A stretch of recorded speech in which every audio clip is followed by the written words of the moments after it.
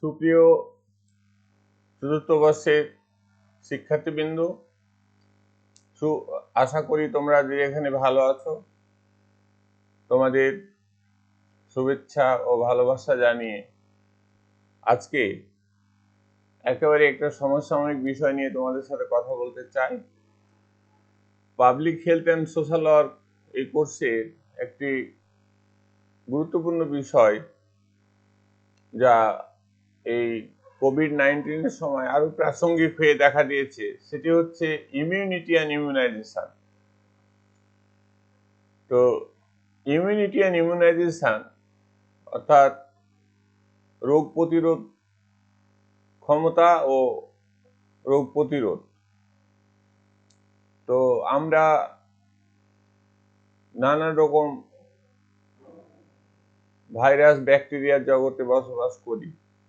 এগুলো অনেকগুলো আমাদের জন্য উপকারী হলেও কতগুলি বেশ ক্ষতিকর। অর্থাৎ আমরা প্রতিনিয়ত নানা রোগ জীবাণুর সাথে যুদ্ধ করে বেঁচে আছি। তো এই যুদ্ধ করে বেঁচে থাকাটার জন্য স্রষ্টা বা প্রকৃতি আমাদের কিছু ক্ষমতা দিয়েছে, আর আমরা এখন বৈজ্ঞানিক জ্ঞান কাজে লাগিয়ে নিজেদেরকে সুরক্ষা করার আরো কতগুলো ব্যবস্থা বা পদক্ষেপ গ্রহণ করছি। তো যা হোক, আর একটা আমাদের প্রাকৃতিকভাবে আরো একটা জিনিস হয়ে থাকে, সেটা হলো আমরা বিভিন্ন রোগে আক্রান্ত হলে সেই রোগের প্রতিরোধ ক্ষমতা আমাদের শরীরে অর্জিত হয়ে থাকে। তো মোটামুটি আমরা এটাকে দুই ভাগে ভাগ করি, যে একটা হচ্ছে ইননেট আর একটা হচ্ছে অ্যাকোয়ার্ড, অর্থাৎ স্বতঃস্ফূর্ত প্রতিরোধ ব্যবস্থা, আর একটা হচ্ছে অর্জিত প্রতিরোধ ব্যবস্থা। তো যেটাই হোক না কেন, আমাদের প্রতিরোধ ব্যবস্থা থাকা খুব জরুরি। কারণ রোগে আক্রান্ত হওয়ার চেয়ে যদি প্রতিরোধ ব্যবস্থা দ্বারা নিজেদেরকে সুরক্ষা করতে পারি, তাহলে সেটা অনেক দিক থেকেই আমাদের জন্য মঙ্গলজনক। তো আমি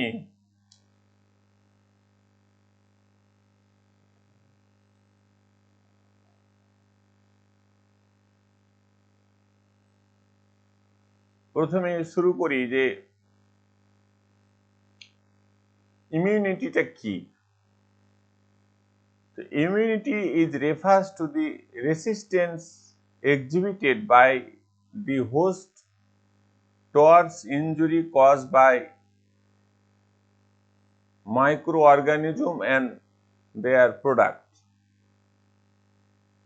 তাহলে ইমিউনিটিটা হচ্ছে আমাদের শরীরের ভিতরে এমন হোস্ট, মানে আমাদের শরীরটাকে বোঝানো হচ্ছে যে আমাদের শরীর নিজে থেকেই বিভিন্ন ধরনের ক্ষত বিক্ষত হয়, আঘাতপ্রাপ্ত হয় বা বিভিন্ন রোগ জীবাণু দ্বারা আক্রান্ত হয়, সেটার বিরুদ্ধে প্রতিরোধ গড়ে তোলার ক্ষমতা, যেটা মাইক্রো অর্গানিজম মানে ভাইরাস ব্যাকটেরিয়া বা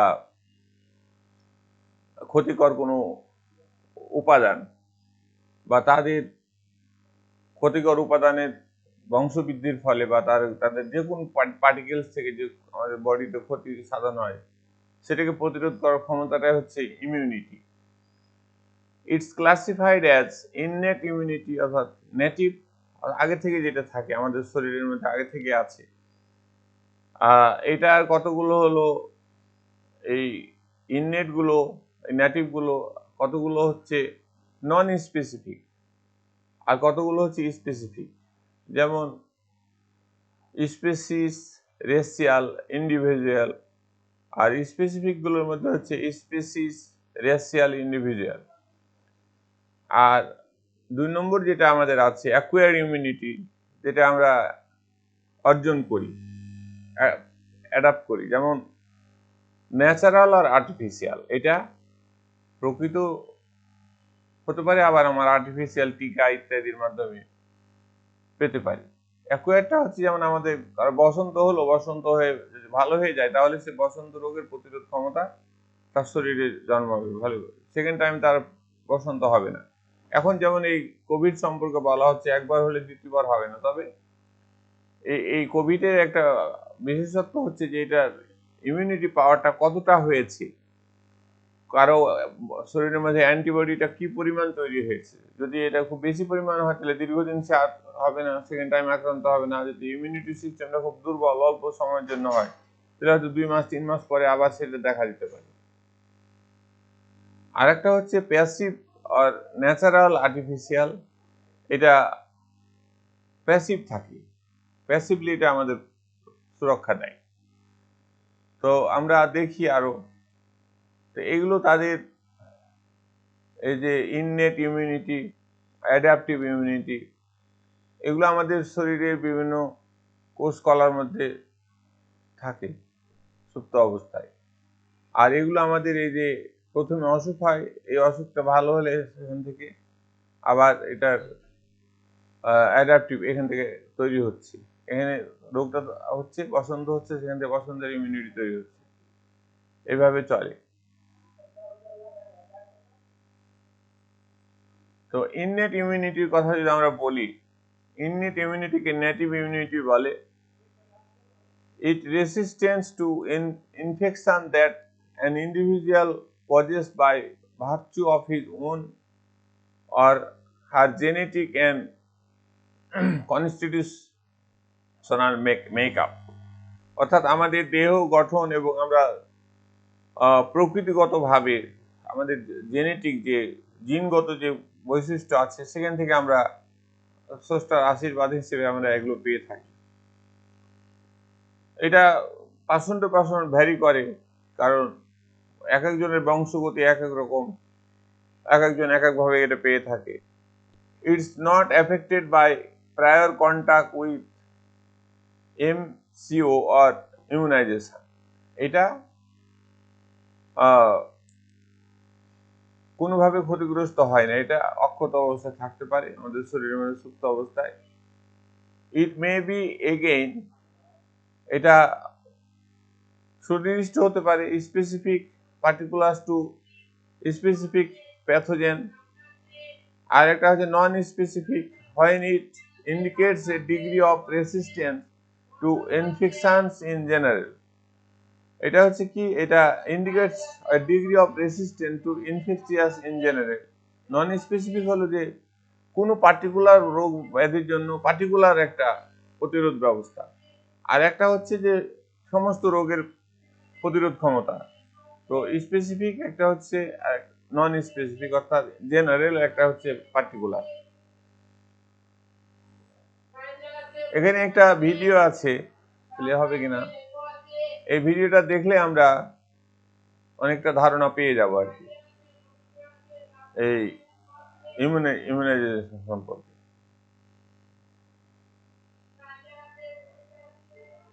হবে না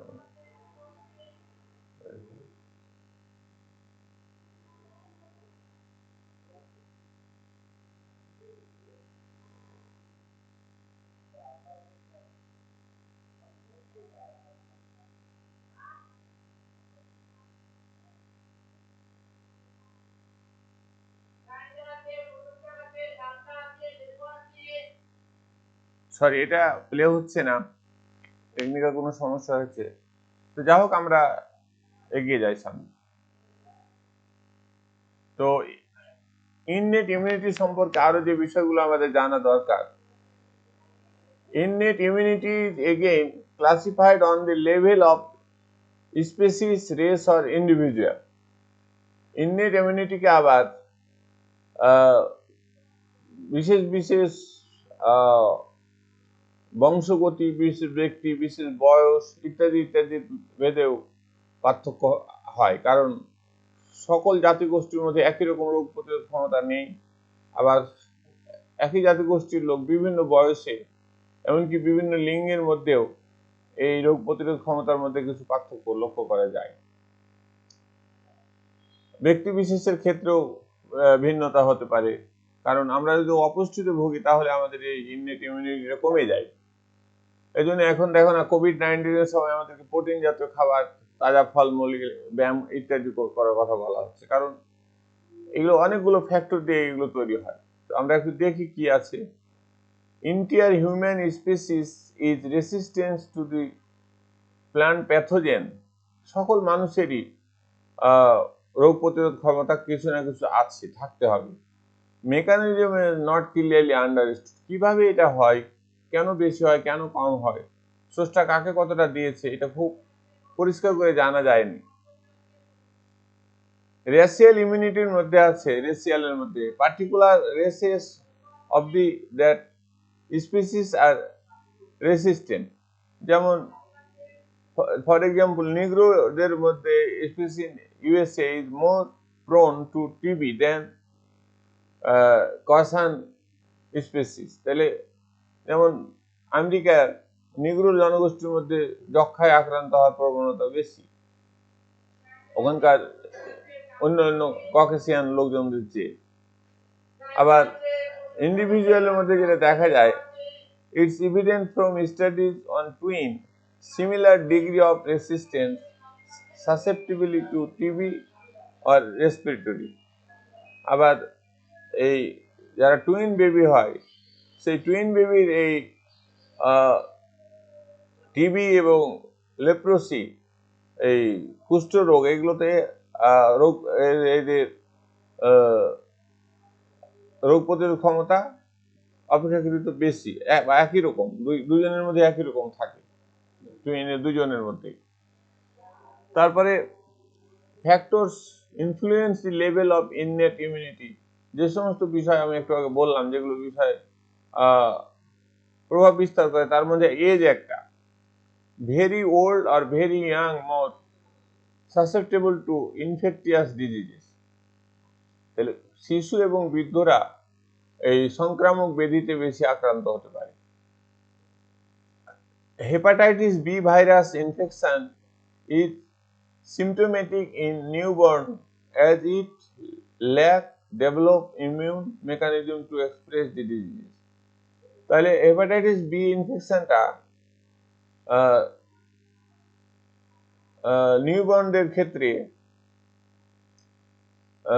সহজেই দেখা যায়।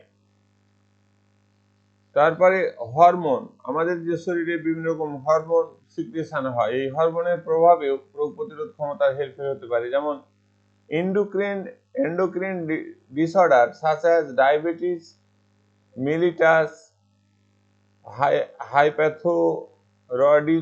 hypothyroidism and adrenal dysfunction enhance susceptibility to infection. তো এই সমস্ত হরমোন যদি বেশি হয় তাহলে তারা ইনফেকশনে আক্রান্ত হতে পারে, বিভিন্ন রকমের ইনফেকশন দেখা যেতে পারে। ইনক্রিজ কর্টিকোস্টেরয়েড, তাহলে ডিক্রিজ অ্যান্টি ইনফ্লেমেটরি ইফেক্ট। এই হরমোনের কারণে ইনফ্লেমেটরি ইফেক্ট হতে পারে। তারপরে একটু আগে যেটা বলছিলাম, nutrition, immune response is reduce in malnutrition patient. আমরা যদি অপুষ্টিতে ভুগি তাহলে আমাদের রোগ প্রতিরোধ ক্ষমতা কমে যায়, কমে যায়। তো line of defence, first line of defence, আমাদের প্রধানত যে ডিফেন্স মেকানিজমের প্রথমে যেটা প্রতিরোধ ব্যবস্থা গড়ে তোলে সেটা হচ্ছে আমাদের skin. Intact skin and mucosae prevent entry of micro organisms, অর্থাৎ এই যে ক্ষুদ্র যে জীবাণু আছে, যেমন সার্সের ভাইরাসের যে জীবাণু অণুবীজ, এই অণুবীজগুলোকে বাধা দেয় আমাদের চামড়া এবং মিউকোসি। সেকেন্ড লাইন ডিফেন্স হচ্ছে anti microbial protein, phagocytes and other cell. এগুলো হচ্ছে আমাদের শরীরের অভ্যন্তরের কিছু কোষ, প্রোটিন কোষ এবং প্যাথোগোসাইটিস, এই ধরনের কোষ এবং আরো অনুরূপ কিছু কোষ আছে, এগুলো আমাদের শরীরের ভিতরে থেকে এই ডিফেন্স মেকানিজমটা গড়ে তোলে। মেকানিজম অফ ইননেট ইমিউনিটি, আমাদের স্বতঃপ্রণোদিত যে সমস্ত প্রতিরোধ ব্যবস্থা আছে সেগুলো হচ্ছে কিভাবে মেকানিজম কিছু কিছু আমরা আবিষ্কার করতে পেরেছি। সেটা হলো epithelial surface, antibacterial substance in blood and tissues, তারপরে হচ্ছে microbial antagonism, cellular factors in innate immunity, inflammation, fever, acute phase proteins. তাহলে এগুলো হলো আমাদের মেকানিজম আর কি এক একটা। এগুলো বৈজ্ঞানিক প্রক্রিয়া আমাদের শরীরে বিরাজমান থাকে এবং কতগুলো আমাদের প্রকাশ পায়। যেমন জ্বর হলে আমরা এটা রোগ প্রতিরোধের একটা মেকানিজম, কারণ যখন জ্বর আসে তখন আমরা ওই বিশেষ বিশেষ অর্গান বিশেষভাবে উদ্দীপ্ত হয় বা প্রদাহ হয় ইত্যাদি ইত্যাদি ভাবে এই মেকানিজমটা প্রাকৃতিক প্রতিরোধ ব্যবস্থা কাজ করে। epithelial surface, first line of defense, mechanical barrier, এটা একটা প্রথম সারির প্রতিরোধক ব্যবস্থা। সেটা হচ্ছে হেলদি স্কিন। আমাদের চামড়া যদি শক্তপোক্ত হয়, সুস্থ হয়, তাহলে আমরা অনেক রোগ ব্যাধি থেকে রক্ষা পাই। দেখো না যে যারা হয়তো মাঠে ঘাটে রোদে বাতাসে কাজ করে, ব্যায়াম করে, তাদের সহজেই অসুখ বিসুখ হয় না। কিন্তু যারা ঘরের কোণে বসে থাকে, রোদ বাতাসে যায় না, তারা সহজেই না একটু বাইরে গেলে একটু কিছু হলে তারা আক্রান্ত হয়ে যায়। ব্যাকটেরিওসিডাল property, high concentration of salt in drying sweat, মানে ঘাম ঝরা, যেমন আমাদের ঘাম ঝরে বেশি কোনো কোনো ক্ষেত্রে। তারপরে sebaceous secretion, long chain fatty acid, soap contribute, এগুলো আমাদের চামড়াকে শক্ত রাখে। আমরা যদি এই লং চেইন ফ্যাটি অ্যাসিড থাকে, এগুলো থাকে তাহলে। রেসপিরেটরি মিউকোসা আর কি, রেসপিরেটরি আমাদের শ্বাস প্রশ্বাসের যে মেকানিজম থাকে সেখানেও কিছু ডিফেন্স মেকানিজম থাকে, সেখানে রেসপিরেটরি মিউকোসা থাকে। Several innate mechanism of defence, যেমন নোজ অ্যানাটমি, আমাদের নাকের যে গঠন আছে সেখানেও আমাদের শ্বাস প্রশ্বাসের সাহায্যে অনেক রোগ জীবাণু গেলে সেটা ধরে ফেলে নাকে। তারপরে হচ্ছে মিউকাস লাইনিং, আমাদের যে মিউকাস থাকে আমাদের সেগুলো থেকে আমাদের রোগ প্রতিরোধ ব্যবস্থা গড়ে তুলে। তারপরে হচ্ছে mucopolysaccharide, stick the M C O to the lining, pulmonary alveoli, অর্থাৎ আমাদের যে লাংস থাকে, লাংসের কতগুলো মেকানিজম আছে, সেখান থেকে আমাদের রোগ প্রতিরোধ ক্ষমতা তৈরি হয়। তারপরে ইপিথেলিয়াল সারফেস, আমাদের যে মুখে লালা আছে, লালা অনেকগুলো, যেমন মাউথ স্যালিভা, এখানে বিভিন্ন রকম লালা কিন্তু অনেক জীবাণু ধ্বংস করে। তারপরে কনজাংটিভা, ফ্লারিশিং অ্যাকশন অফ ল্যাসিরিয়াম সেক্রিটেশন। তারপরে হলো অ্যান্টিব্যাকটেরিয়াল সাবস্টেন্স, আমাদের শরীরে অনেকগুলো অ্যান্টিব্যাকটেরিয়াল পার্টিকেলস থাকে, সাবস্টেন্স থাকে, সারবস্তু থাকে। তারপরে হলো ইউরিন, প্রস্রাবও কিন্তু অনেক রোগ জীবাণু ধ্বংস করতে পারে। ফ্লোরিশিং অ্যাকশন, ব্যাকটেরিয়া ফ্রম ইরিথ্রা, আমাদের যে প্রস্রাবের ইরিথ্রা আছে সেখান থেকে আমাদের প্রস্রাবের সংস্পর্শ আছে, ওগুলো জীবাণু ধ্বংস হয়ে যায়। স্পিরিমিন জিঙ্ক, এগুলো আমাদের অ্যান্টিব্যাকটেরিয়াল অ্যাক্টিভিটি সাহায্য করে। অ্যাসিডিটি, আমাদের অনেক of adult vagina inhospitable to many pathogen, এই যে অ্যাসিডিটি থাকে সেগুলো অনেক জীবাণুকে ধ্বংস করে। আমাদের বিভিন্ন অর্গানে, ইন্টারনাল অর্গানে কিছু টক্সিন, মানে ক্ষার জাতীয় বস্তু থাকে, সেগুলো অনেক রোগ জীবাণু ধ্বংস করে। Antibacterial substance in blood and tissue, আমাদের রক্ত এবং কলাতে অ্যান্টিব্যাকটেরিয়াল কিছু উপাদান আছে। Several substance having antibacterial properties are presented naturally in blood, প্রকৃতিগতভাবে এগুলো হয়, যেমন বিটা লাইসিড, বেসিক পলিপেডিস, তারপরে হচ্ছে ল্যাকটিক অ্যাসিড, তারপরে ল্যাকটো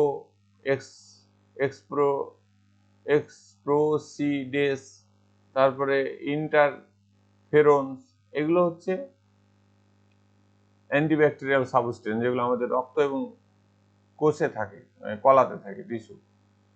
তারপরে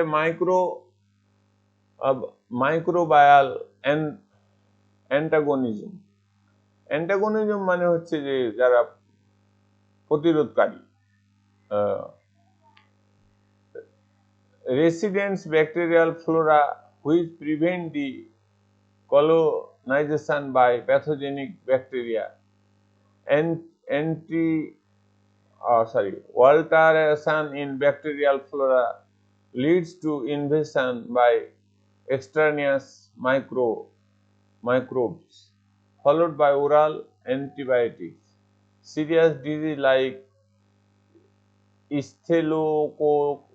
স্থেলোকোকাল or clostridial enterocolistics, এই সমস্ত মারাত্মক রোগ ব্যাধিকে এগুলো আমাদের রেসিস্ট্যান্স তৈরি করে, অর্থাৎ উদ্ভিদের বিভিন্ন কণা। তারপরে cellular factors in innate immunity.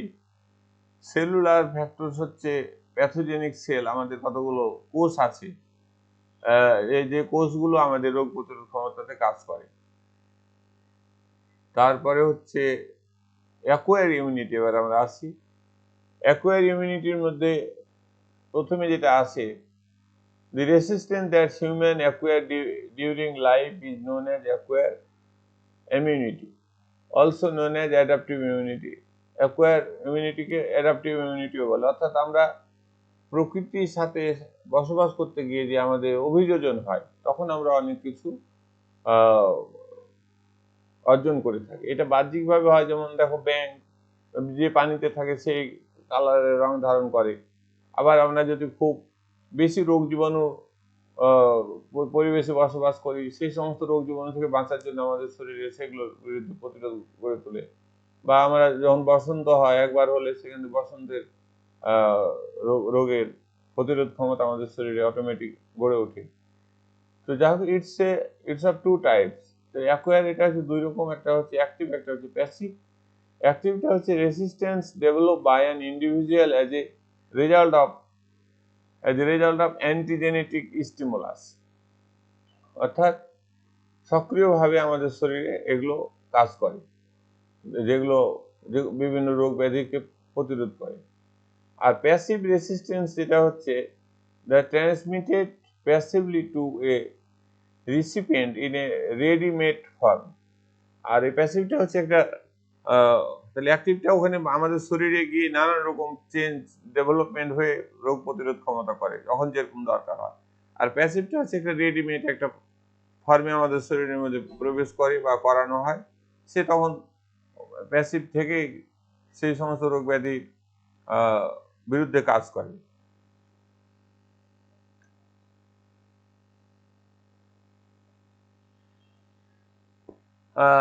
Active ইমিউনিটির মধ্যে আছে secondary response. If an individual previously exposed to antigen and exposed to the same antigen again will respond quickly and abundantly. Second time আক্রান্ত হলে সে খুব দ্রুত সেটাকে প্রতিহত করে ফেলবে। It also associated with immunological memory, that is retain the memory of prior antigenic exposure.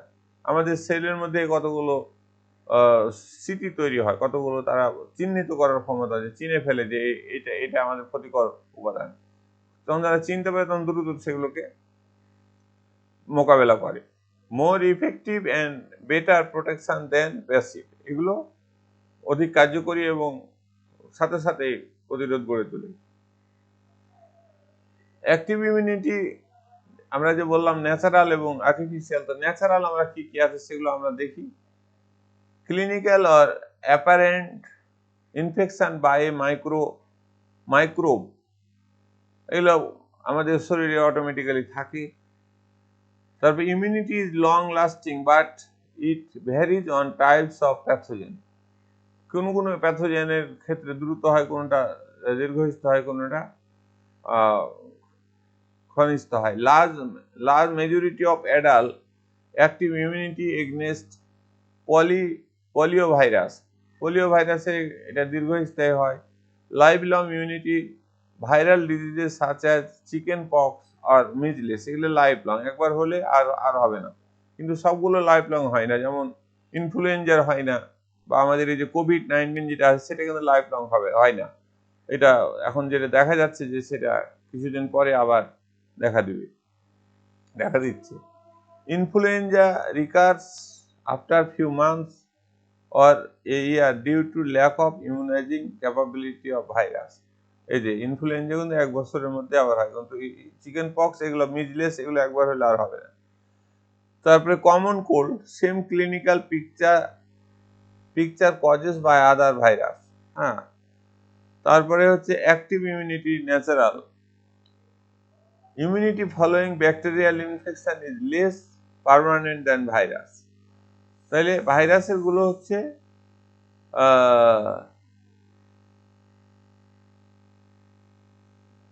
Immunity following bacterial infection is less, bacteria যেগুলো হয় সেগুলো কম দিন থাকে, আর ভাইরাসের গুলো অপেক্ষাকৃত দীর্ঘস্থায়ী হয়।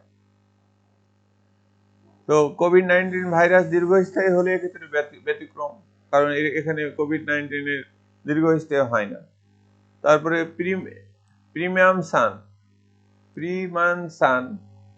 প্রিমানসান হচ্ছে immunity to reinfection last long till the disease remain active. যেমন টাইফয়েডটাও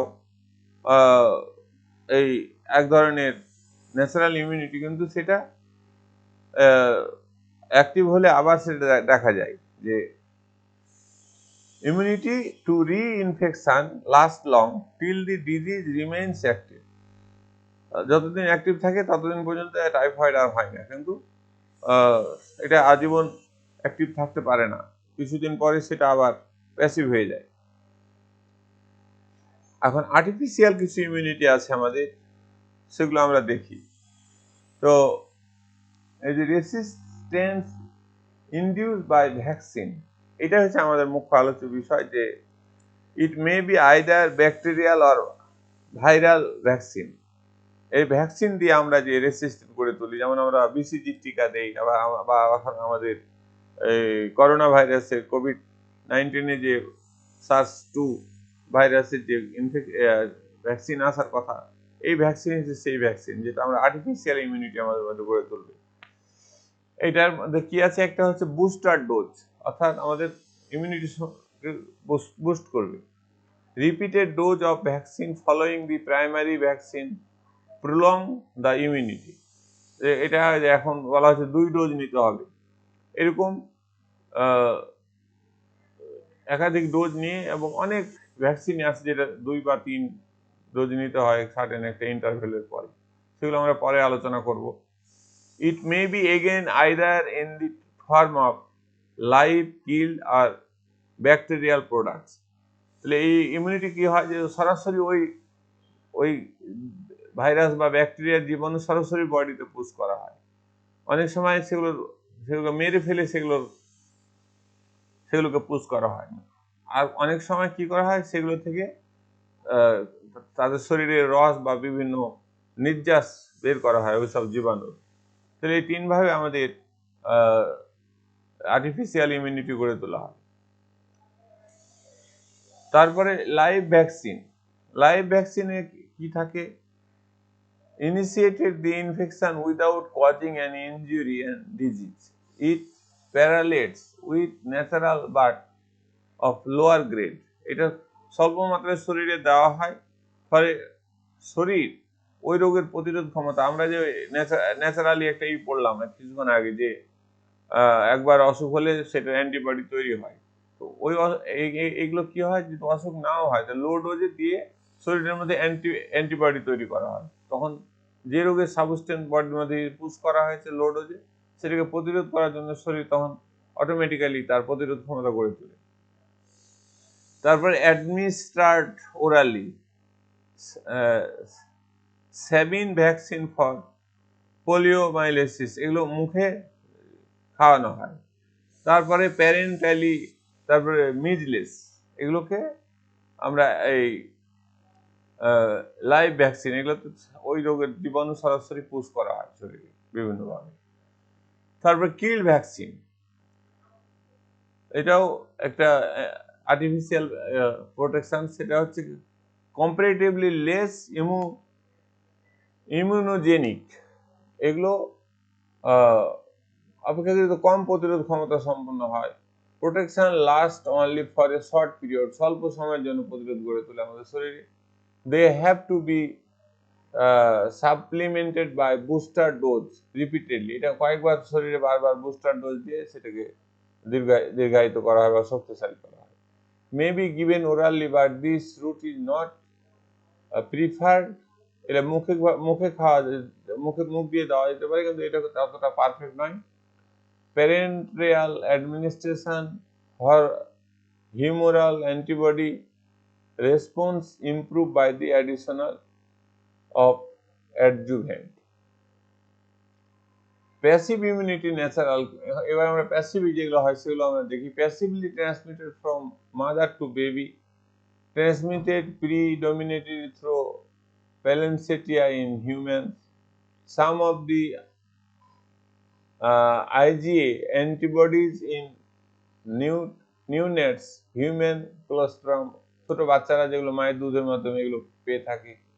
human foetus, ability to synthesize LGM from 20 weeks of life, but overall immunological capacity is still weak. Some part of immunological independence develops only after 3 months. Till then, maternal antibody gives passive immunity. মায়ের কাছ থেকে বাচ্চারা এগুলো পেয়ে থাকে। তো passive immunity artificial এর মধ্যে আছে। Resistance is passively transferred to a recipient by administration of the antibodies use as a prophylaxis and therapy. It indicated for immediate and temporary protection is a non-immunite host faced with the threat of infection, insufficient time for activation for active immunity. Treatment of some infection, ওই যে রোগের ইনফেকশনের চিকিৎসা দিতে গিয়ে এগুলো গড়ে উঠতে পারে। তারপরে ট্রান্সমিটেড হতে পারে। Suppression of active immunity injurious. For example, RH immunology during delivery of prevention of immune expose. তো যা হোক, এগুলো তাহলে আমরা মনে রাখবো যে প্যাসিভ ইমিউনিটি আছে, যেটা অ্যাক্টিভ আছে, প্যাসিভ আছে আর্টিফিশিয়ালের মধ্যে, আবার ইননেটও অ্যাক্টিভ প্যাসিভ আছে। তো আমাদের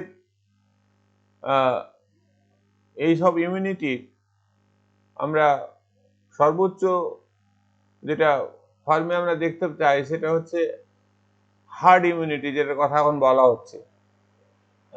ওভারঅল লেভেল অফ ইমিউনিটি যে community 80% of individual in a population, অর্থাৎ কোনো জনগোষ্ঠীর 80% লোকের মধ্যে যখন কোনো রোগ প্রতিরোধ ক্ষমতা, সেটা যেভাবে হোক, টিকার মাধ্যমে হোক, অর্থাৎ আর্টিফিশিয়াল হোক, ন্যাচারাল হোক, ইননেট হোক, অ্যাক্টিভ হোক, প্যাসিভ হোক, যখন সেটা গড়ে ওঠে তখন সেটাকে হার্ড ইমিউনিটি বলা হয়। যেমন আমরা এখন আশা করছি যে এই কোভিড-19 হার্ড ইমিউনিটি যদি গড়ে উঠে তাহলে আমরা এই কোভিড থেকে রক্ষা পাবো। এটা 80% লোকের মধ্যে এটা হয়ে গেলে সেটা ট্রান্সমিটেড হতে পারবে না। এটা এখন যদি কোনো ওষুধ বড়ি, কোনো ভ্যাকসিন কিছু না হয়, তাহলে কিন্তু অটোমেটিক্যালি কিছু লোক মারা যাবে, বেশ কিছু লোক মারা যাবে, এবং অন্য লোকেরা যারা যারা অপেক্ষাকৃত শক্তিশালী বা যাদের কোমরবিডিটি নাই, তারা কিন্তু সারভাইভ করে যাবে। কিন্তু কিছু যাদের কোমরবিডিটি আছে বা কিছু লোক যারা সিরিয়াসলি অ্যাফেক্টেড হবে, তারা হয়তো মারা যাবে। এভাবে কিন্তু ন্যাচারালিও হার্ড ইমিউনিটি তৈরি হতে পারে। তো সেটা আমাদের কাছে কাম্য নয়।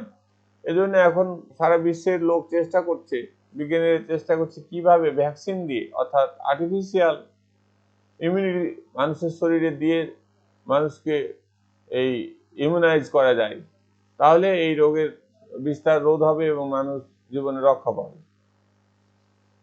Relevant in control of epidemic diseases, এভাবে এই রোগ, কোনো একটা রোগকে প্রতিহত করা যায়। When hard immunity is low, epidemic is likely to অকার। কিন্তু হার্ড ইমিউনিটি যদি না থাকে, অর্থাৎ মানুষের মধ্যে এই প্রতিরোধ ব্যবস্থা না থাকে, তাহলে এটা খুব দ্রুত ছড়িয়ে পড়বে। কারণ যার সংস্পর্শে, একজনের সংস্পর্শে আরেকজনের সংস্পর্শে আরেকজন আসলে এটা স্নোবল সিস্টেমে, অর্থাৎ জ্যামিতিক হারে এটা ছড়িয়ে পড়বে, এবং সেটাই পড়ছে এখন সারা বিশ্বে। তো এই হার্ড ইমিউনিটি এখন দরকার, এবং এই হার্ড ইমিউনিটি যেহেতু এটা চিকিৎসা নাই, এখন পর্যন্ত আবিষ্কার করতে পারেনি, কাজে এই হার্ড ইমিউনিটি খুবই জরুরি। তো এখানে যে আমরা চিত্রটা দেখতে পাচ্ছি, সেখানে খুব পরিষ্কার বোঝা যাচ্ছে overall level of immunity in a community. এইভাবে সবাই যদি সবার মধ্যে যদি ছড়িয়ে পড়ে, তাহলে এটা হয় it relevant in control of epidemic disease. এটা যে কোনো প্রাদুর্ভাব বা প্যান্ডামিক সিচুয়েশন, মহামারী সিচুয়েশন রোধের একটা বড় উপায়। এই জন্য সবাই সম্মিলিত প্রচেষ্টার মাধ্যমে টিকা ব্যবস্থা যদি কার্যকরী করা যায়, তাহলে হয়তো মানুষের হার্ড ইমিউনিটি হবে এবং জীবনের ক্ষয়ক্ষতি অনেক কমে আসবে।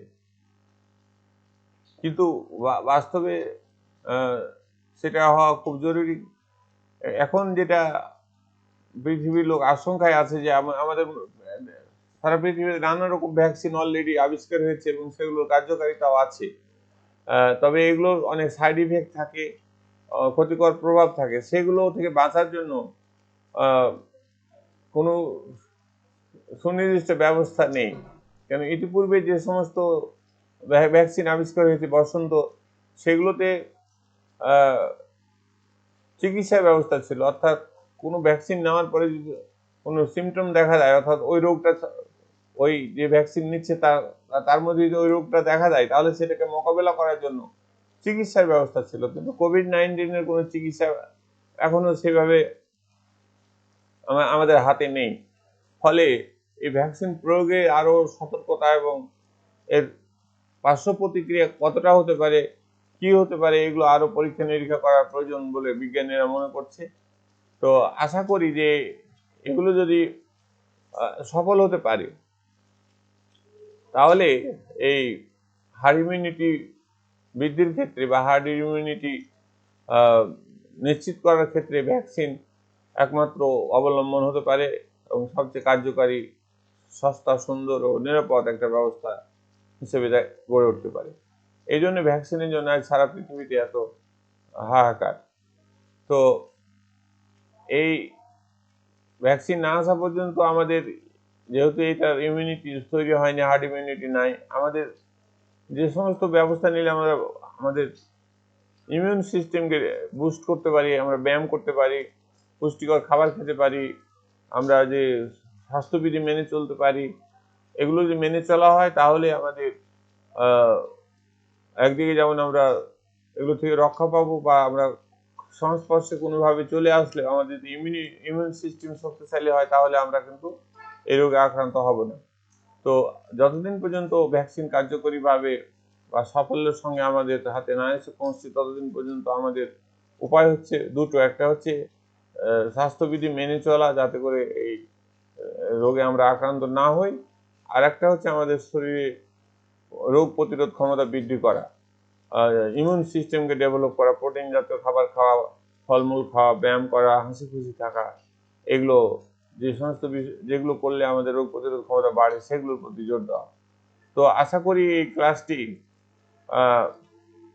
আমাদের দৈনন্দিন জীবনে নানানভাবে কাজে দেবে এবং আমার সুপ্রিয় ছাত্ররা তোমরা এগুলো নিজেরা ভালো করে জেনে বুঝে অন্যদের মাঝে এগুলো শেয়ার করতে পারো, ছড়িয়ে দিতে পারো, অন্যদেরকে বোঝাতে পারো এই মেকানিজমগুলো।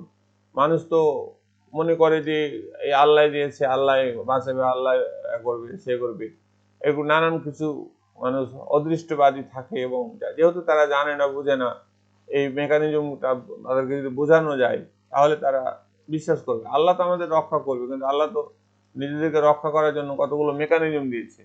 সেই মেকানিজমগুলো, সেই প্রক্রিয়াগুলো, সেই প্রচেষ্টাগুলো তো আমাদেরকে মেনে চলতে হবে। তো এখানে কিছু রেফারেন্স আছে, এই বইগুলো অনলাইনে হয়তো ডাউনলোড করে পাওয়া যাবে। এগুলো যদি কিছু পড়া যায় তাহলে আরো হয়তো ভালো জানা যাবে এইসব বিষয় সম্পর্কে যাদের আগ্রহ আছে। আর এতক্ষণ ধৈর্য ধরে শোনার জন্য আমাকে সবাইকে অসংখ্য ধন্যবাদ। এখনকার মতো আমি শেষ করছি। আগামী ক্লাসে বাংলাদেশে এই রোগ প্রতিরোধ ক্ষমতার প্রধান অস্ত্র হিসেবে EPI, extended programme of immunisation বা ইপিআই সম্পর্কে, বাংলাদেশে ইপিআই কখন কিভাবে আসলো, কিভাবে কাজ করলো, এটা নিয়ে আমি কথা বলবো। ততক্ষণ পর্যন্ত সবার সুস্বাস্থ্য এবং মঙ্গল কামনা করে শেষ করছি। আল্লাহ হাফেজ।